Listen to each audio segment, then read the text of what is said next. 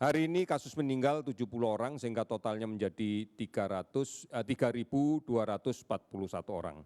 Kalau kita bandingkan dengan angka kematian secara global, angka kematian dari kasus coronavirus yang positif secara global, memang angka kita masih berada di atas rata-rata global.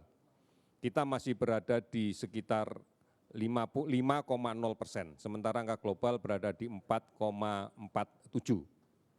Oleh karena itu, saudara-saudara sekalian, dan angka ini akan terus dinamis dengan semakin banyak kita temukan kasus yang kemudian mampu kita isolasi, mampu kita rawat dengan baik, maka sudah barang tentu angka kematian ini nanti akan turun juga jumlahnya.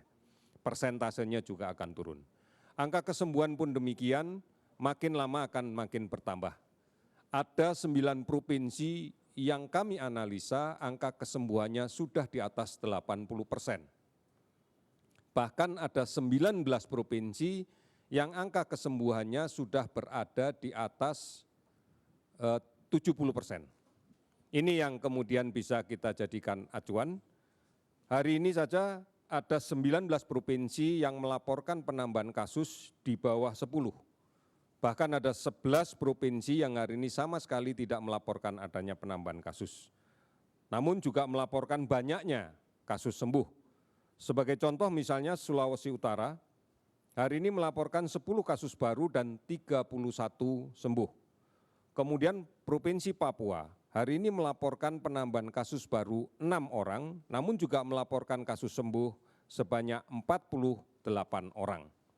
Saudara-saudara, 455 kabupaten kota di 34 provinsi kita telah terdampak COVID-19.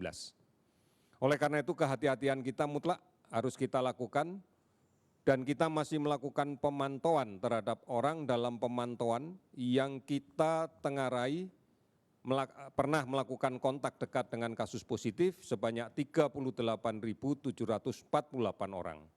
Ini yang terus akan kita lakukan tracing, kita lakukan pengamatan selama 14 hari terus-menerus, sehingga diharapkan kalau akan menjadi sumber penularan dengan melalui testing yang agresif, maka kita bisa melakukan isolasi dengan cepat. Kemudian pasien dalam pengawasan sampai saat ini masih kita lakukan pengawasan ketat sebanyak 13.360 orang.